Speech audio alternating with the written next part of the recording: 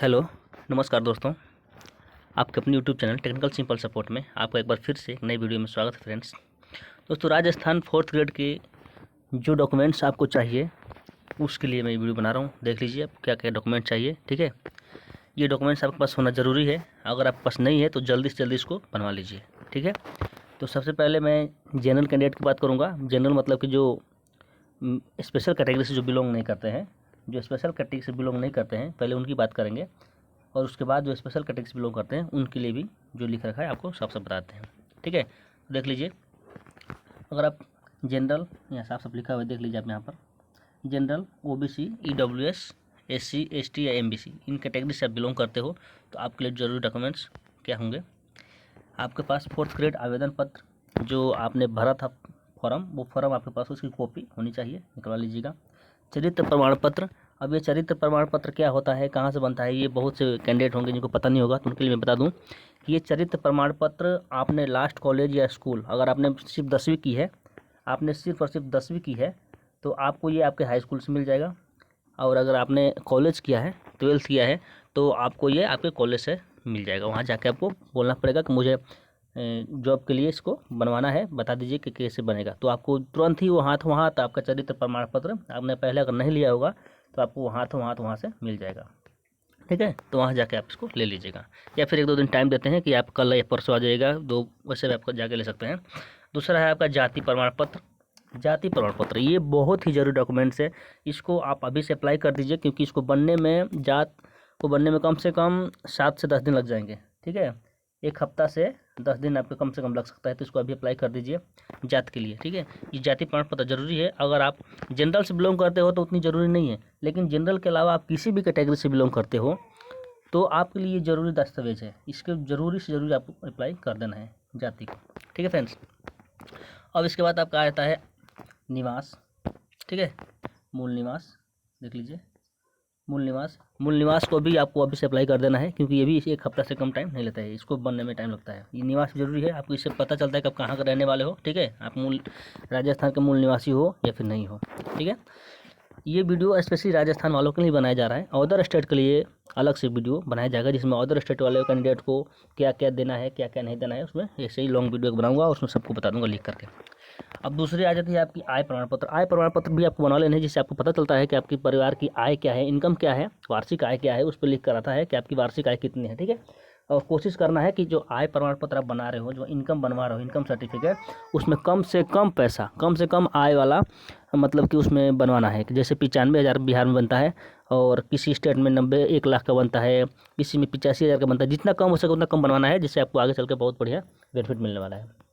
ठीक है, अब उसके बाद बात कर लेते हैं आपकी जो 3 फोटो जो आपने एग्ज़ाम फॉर्म भरते समय खिंचाई थी, ज़रूरी नहीं कि वही फ़ोटो रहेगा, अभी भी अपना अभी फ़ोटो 3 फोटो आप ले सकते हैं, बढ़िया फ्रेश फ़ोटो खिंचवा लेना है। फिर उसके बाद क्या है, आपकी 10वीं की मार्कशीट। 10वीं की मार्कशीट तो ज़रूरी है ही, सभी कैंडिडेट्स के लिए ज़रूरी है, चाहे वो किसी भी कैटेगरी से बिलोंग कर रहे हो। ठीक है, 10वीं की मार्कशीट। और फिर उसके बाद है आपके जन्म प्रमाण पत्र। अगर आपका जन्म प्रमाण पत्र है, जन्म प्रमाण पत्र है तो बहुत बढ़िया बात है, अगर नहीं भी है तो परेशान मत होइए, क्योंकि इस उम्र में जन्म प्रमाण पत्र बनाना बहुत ही डिफिकल्ट होता है और नहीं बन पाता है। ऐसे कोई पैरवी उर्वी लगाकर पैसे वैसे देकर बनवा लेता है तो उसकी बात अलग है, फिर डींगे हाँकते रहता है कि बनवा लिया, वो बात छोड़िए। आपके पास अगर जन्म प्रमाण पत्र नहीं है तो आपको 10वीं की जो मार्कशीट है उससे आपकी डेट ऑफ बर्थ वो कैप्चर कर ली जाएगी, उसे रख ली जाएगी। ठीक है, इसके लिए ज़्यादा परेशान होने की जरूरत नहीं है आपको।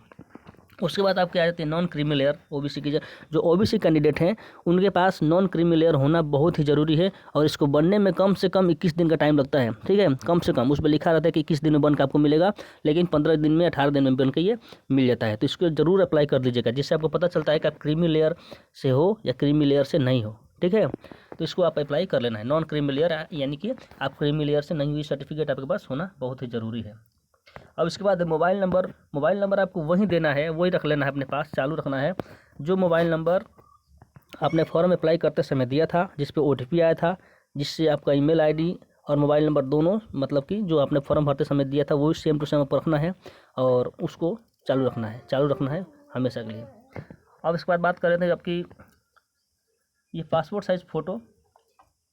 हाँ सॉरी, यहाँ पे मिस्टेक हुआ है, यहाँ पर जो फ़ोटो 3 फोटो लिखा हुआ है ना, ये फ़ोटो ID है फ्रेंड। ठीक है, जिसमें आपको आधार कार्ड, या आपकी पासपोर्ट साइज फ़ोटो या फिर पैन कार्ड या फिर कुछ भी, मतलब कि तीनों आईडी में से आप कोई भी एक ले सकते हो। 3 आईडी मैंने लिख दिया है, आधार कार्ड, पैन कार्ड या पासपोर्ट वो वोटर कार्ड, तीनों में से आप कोई भी ले सकते हो। ठीक है, अब यहाँ पर आपको पासपोर्ट साइज फ़ोटो लेनी होगी, 3 फोटो यहाँ पर लेनी होगी आपको। हस्ताक्षर, जो आपने हस्ताक्षर किया है आपको पता होगा, वही सेम टू सेम हस्ताक्षर आपको करना होगा, वहाँ वेरीफाई करवाते हैं, वो हस्ताक्षर आपको चाहिए, उसकी कॉपी निकलवा के रख लीजिएगा अपने पास। अब देखिए, ये तो हो गया आपकी जो स्पेशल कैटेगरी है उनको छोड़ करके यहाँ से इधर। ठीक है, अब लेकिन जब स्पेशल कैटेगरी की हम बात करते हैं तो यही सेम टू सेम यही प्रोसेस जो यहाँ से है, ये सब इनको भी फॉलो करना होगा। बस ये इनके लिए जो अलग से डॉक्यूमेंट्स है वो थोड़ा सा अलग से मैं ये बता दे रहा हूँ। ठीक है, इनकी अलग से डॉक्यूमेंट्स क्या है, थोड़ा सा जूम कर देता हूँ, उधर से देख लीजिए। ये जो आपकी अलग से डॉक्यूमेंट है इसको देख लीजिए एक बार। देखिए, PH बीडो डाइवोर्स एंड एक सर्विसमैन, यहाँ पे कोने में मैंने लिख दिया है ताकि आपको ज़्यादा डिस्टर्ब ना हो। ठीक है, तो इसके लिए आपको जो विधवा महिलाएं हैं इनके लिए मैं वीडियो बनाया था, लेकिन वीडियो बना रहा हूँ तो सोच रहा हूँ कि इनको थोड़ा सा इनमें भी इन्वॉल्व कर दूँ ताकि इनको दोबारा से एक बार वेरीफाई हो जाए। जो आपकी पति की मृत्यु प्रमाण पत्र है ना, डेथ सर्टिफिकेट, उस डेथ सर्टिफिकेट को आपको रख लेना है, आपके पास होना चाहिए। डेथ सर्टिफिकेट जो मृत्यु प्रमाण पत्र है वो आपके पास होना चाहिए। ठीक है, यहाँ सब देख लीजिए। और विवाह पंजीयन, यानी कि जो शादी के टाइम पर शादी हुआ था ना उसका पंजीयन होता है, उसको पंजीयन को भी आपको कोर्ट से ले लेना है। बाकी ये जो डॉक्यूमेंट्स है, ये जो मैंने बताया इधर, इन डॉक्यूमेंट्स को आपके पास मतलब कि रहना ही चाहिए। और तलाकशुदा महिलाओं के लिए मैंने बताया था कि जो न्यायालय द्वारा जारी होता है तलाक की डिग्री, उसको आपको रख लेना है, कोर्ट से उसको आपको हासिल कर लेना है। ठीक है फ्रेंड्स, और जो दिव्यांग हैं जैसे PH LD जिस कैटेगरी से बिलोंग करता है तो आपकी सर्टिफिकेट आपका होना चाहिए, जैसे UDID होता है उस UDID को रख लेना है, या फिर केंद्र से सरकार से जो बनता है UDID कार्ड, उसको आपके पास होना जरूरी है, जिस पे परसेंटेज लिखा होना चाहिए आपकी कितनी % दिव्यांगता है। ठीक है, उसके बाद बात करते हैं भूतपूर्व सैनिक। तो भूतपूर्व सैनिक के पास सर्टिफिकेट होता है कि वो भूतपूर्व सैनिक है, पहले से मतलब कि इस जॉब में है, वो सर्टिफिकेट आपके पास होना चाहिए। ठीक है, तो ये थे आपके ज़रूरी डॉक्यूमेंट्स। इन डॉक्यूमेंट्स को आप तैयार कर लीजिए। ठीक है, ताकि 4th ग्रेड में जब भी काम लगे, जब भी अनाउंसमेंट हो कि यहाँ पर आपकी डॉक्यूमेंट वेरिफिकेशन होने वाला है, तो आप झट से पहुँच सकें और अपने डॉक्यूमेंट्स को वेरीफाई करवा सकते हैं फ्रेंड्स। ठीक है फ्रेंड्स, तो मिलते हैं नेक्स्ट वीडियो में नई जानकारी के साथ, तब तक के लिए जय हिंद दोस्तों।